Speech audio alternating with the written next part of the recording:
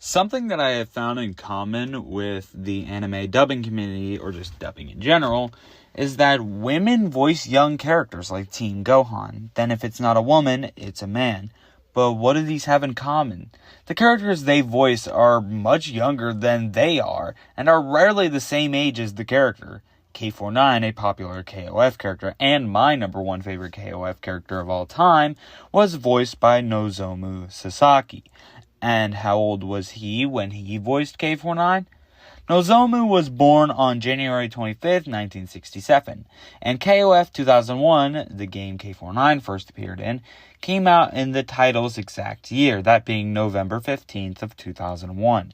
Doing basic math, we could find that from January 25th of 1967 to November 15th of 2001, Mr. Sasaki was in his early 30s when voicing K49, which would make him much older than the character.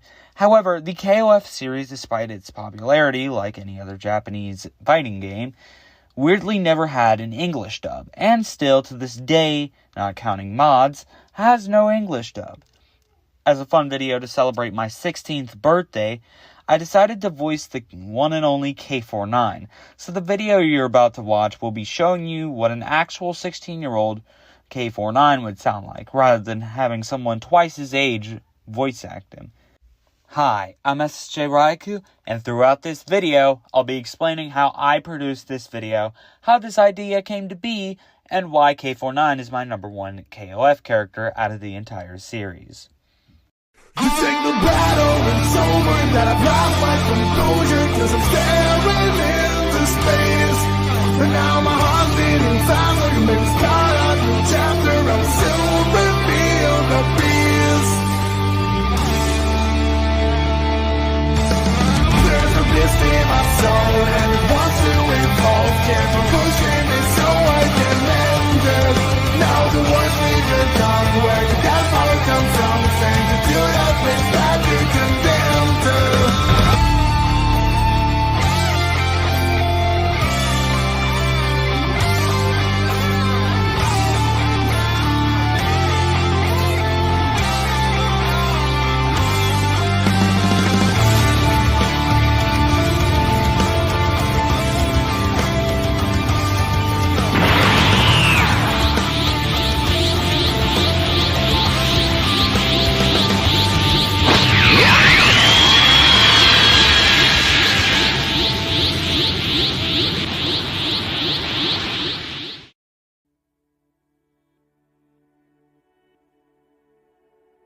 When I was 13 and a half years old, I watched the Akira film for the first time, and I was in love with how amazing it was, because at the time, I didn't watch as much anime as I do now. Back then, I had watched Pokemon, Yu-Gi-Oh!, JoJo's Bizarre Adventure, Beyblade, and Dragon Ball. What made Akira so much different was the way it was animated, the characters themselves, and how the story was structured. It was animated with amazing lip sync and a stunning 24 frames per second, which is twice the common amount of frames in anime both in the past and today. Not only that, but I loved the characters and how each character was so different from the other, making every one of them memorable in one way or another.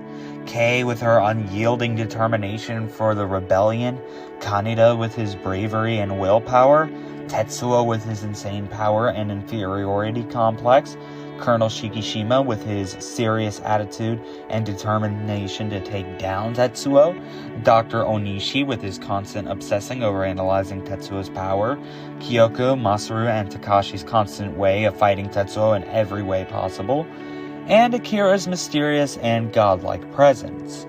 Every one of the main characters was memorable to me in some way. However, when I was young at this time, I thought Tetsuo's arsenal of abilities was rather limited because most of his abilities were just a result of his telekinesis, with the only exception being that his psionic shield was made from his telekinesis and telepathy. Even then, they were only used once before being completely forgotten. Even Tetsuo's force field is a result of his telekinesis. Then, I would find a video displaying the one and only K49, and I immediately loved the character. To me, he was Tetsuo but better, because his moveset wasn't just spamming telekinesis all the time. Instead, he had a unique moveset with his polymorphic arms, being able to turn them into drills, blades, and even shotguns. Not to mention, he took Tetsuo's uncontrollably mutations and not only made them a separate ability from his abilities, but also made them entirely controllable. I also loved his appearance because his blue and orange top reminded me of Son Goku from Dragon Ball. Usually a character who has blue and orange in their color scheme is a good character, but K99 broke that stereotype for me and I loved every bit of it. K99 was a brightly colored villain, and I loved it. As you all know, I believe that K99 isn't a ripoff of Tetsuo, or has plagiarized anything from Tetsuo. If anything, I prefer to call him a homage, because to me, calling him a ripoff would be like saying Gamera is a ripoff of Godzilla. I remember watching all of these video essays talking about how K99 was a plagiarized version of Tetsuo. So, to break the silence that was made by these dominant video essays, I posted my own video essay, and it gained a lot of traction, even gaining me a subscriber in the process. But shout out to her, because she was an amazing audience member to chat with. So this video actually was based on a scrapped idea that almost happened. You see, last year in 2024, my original birthday video was going to be me dubbing Tetsuo's subbed lines from the Akira anime. However, at the time of planning, Akira Toriyama had sadly passed away, and as a result, I started losing motivation to make videos. Due to this, the video was cancelled despite even having a teaser for it. However, to tell you the truth, at the end of the Kakyoin video where I said I was being lazy, that laziness was just me mourning Akira Toriyama's death. And his death actually caused me to lose a lot of motivation. I would go further on it, but I'll be saving that for another video. So, last month I was scrolling through my old videos and saw the old Tetsuo redubbing teaser, and I got an idea to do that, but with K99 instead, since I'd be turning 16 and K99 was 16. Not only that, I also thought it was a perfect idea because KOF doesn't have its own English dub too, and I'd finally get to flex my voice acting skills. As you all know, I usually use my voice acting skills to goof off in redubbing videos. But this time, I'm taking this redubbing entirely seriously because this is K99 we're talking about, not some random video game character. We're talking about Nest's perfect creation, who made it all the way to the finals of the King of Fighters tournament and defeated a multitude of powerful opponents. Not even the pathetic Sylvie Paula could accomplish what Nest's legendary K99 could do. After all, K99 defeated Iori Yagami, Kyoku Tsunagi, Athena Asamiya, Terry Bogard, Athena Hydern, Ryo Sakazaki, Mai Shiranui, and Mei Lee.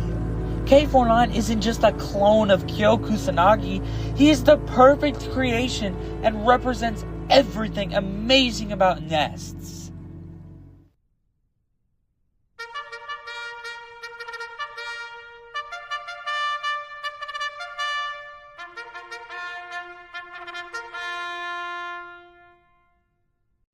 Come at me, you fly. Don't disappoint me. Shut up! Do not give me orders! Kusanagi! Stop playing around! Out of my sight! Break apart! Smash! You get lost too! This power's losing control! Uah! This is as if... You brat! Now, what are you going to do? I'm gonna kill you! The winds had gone by. So, this is my power.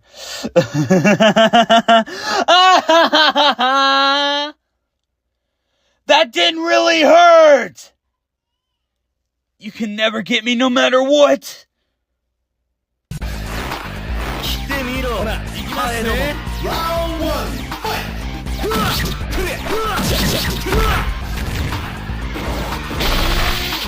Ha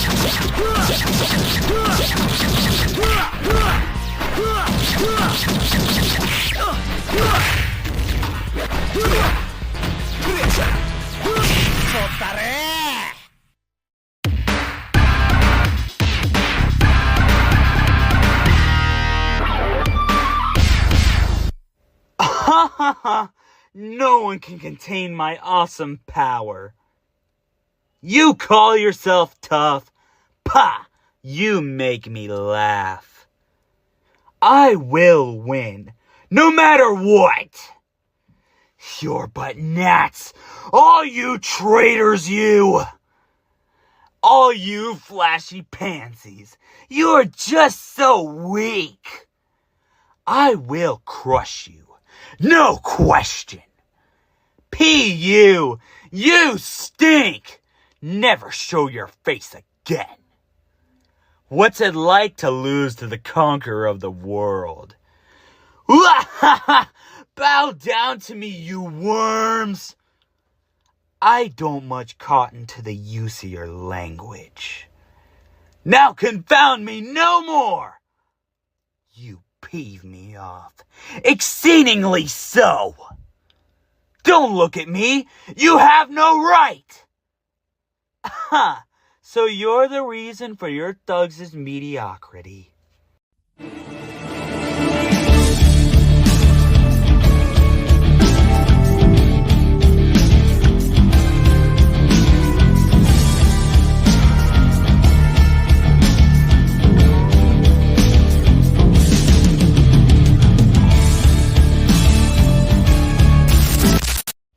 Whoa, whoa, whoa. Did you really think I'd end the dubbing with lines from the games?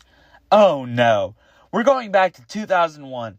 And this time, we're going back to some really old stuff of K99. So I hope you enjoy my voice acting in this section.